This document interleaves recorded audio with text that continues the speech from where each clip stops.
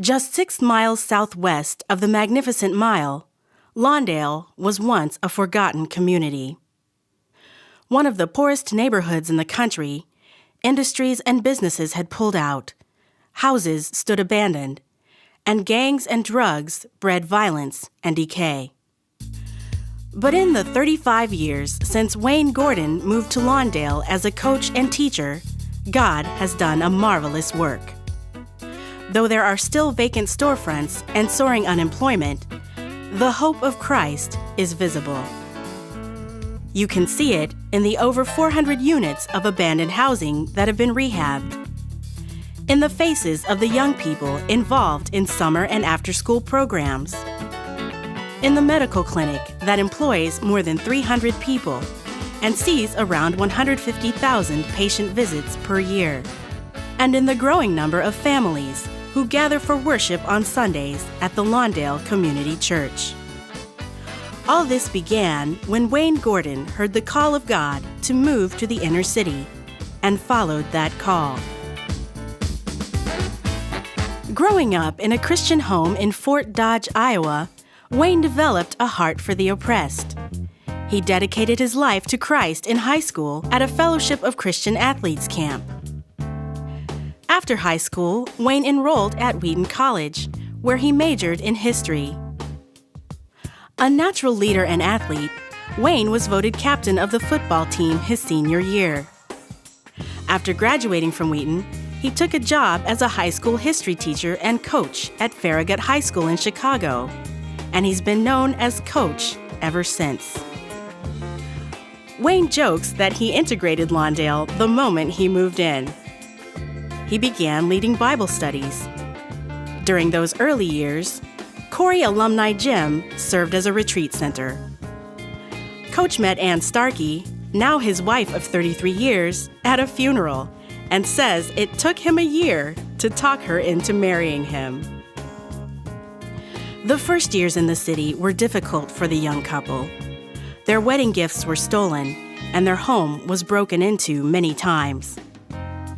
Don Church, one of Wayne's football coaches at Wheaton, has volunteered many hours to work with Wayne in Lawndale over the years and has seen him through both good and bad times.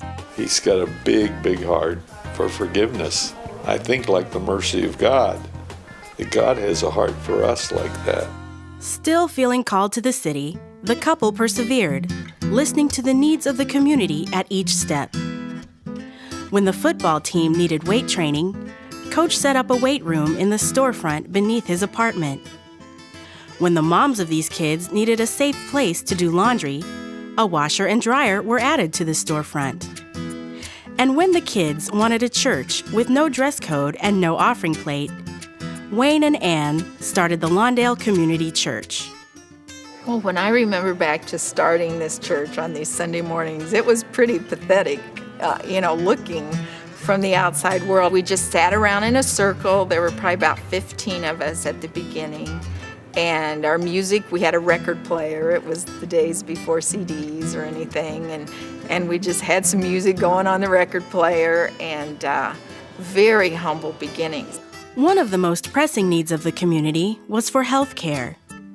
Buying an old Cadillac dealership, Coach began dreaming of how this building could fulfill their needs, but first, the roof needed fixing, to the tune of $90,000. We had written a grant to the Chicago Community Trust, and the Chicago Community Trust made a site visit while myself and 30 high school kids are on the roof working our tails off. We all are just covered with dirt, just filthy.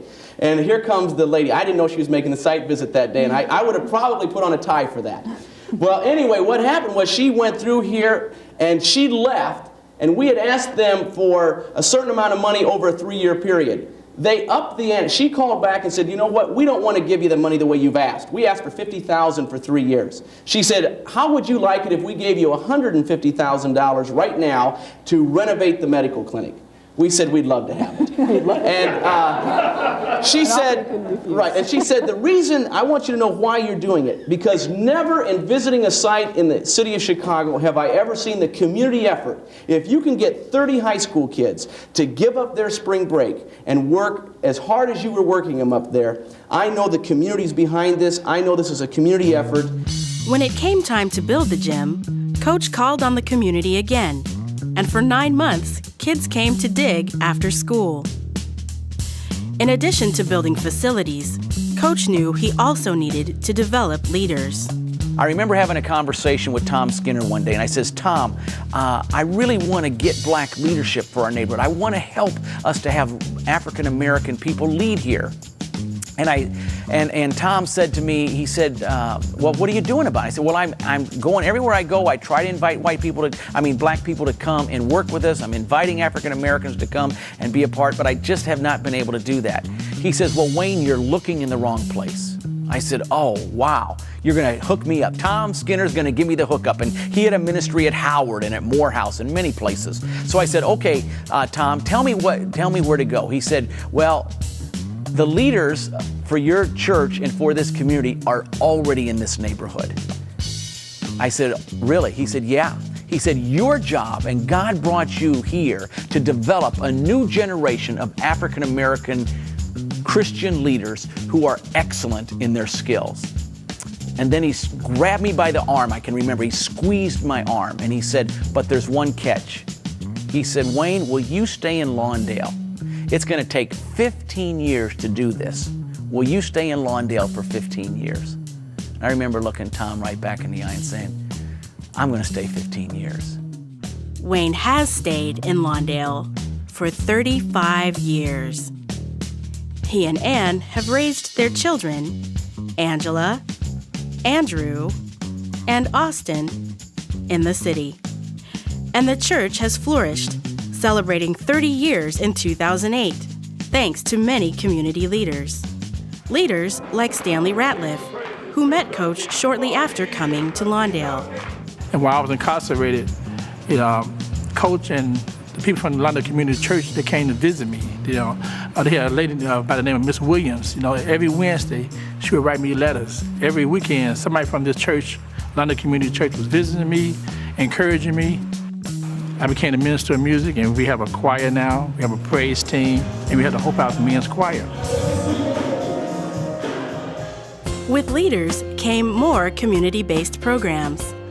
That old Cadillac dealership now houses medical and dental clinics, a fitness center, a pharmacy, and the gym where the church family worships. Through the medical clinic, access to health care has greatly improved. Infant mortality rates are less than half of what they once were, and government funds will soon allow for greater expansion. Founding president of the Lawndale Christian Development Corporation, Coach has seen many units of abandoned housing rehabbed and hundreds of people realizing the dream of home ownership, many for the first time.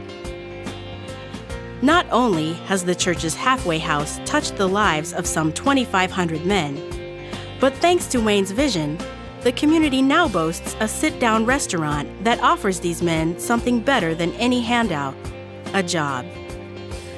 An author and co-author of books and articles about community development, Coach and Dr. John Perkins, his mentor and friend, have shared the Lawndale story with other urban communities through the Christian Community Development Association, which they founded 20 years ago. I came out here and met this young, energetic guy, and man, he was telling me all about what he was doing on the way here.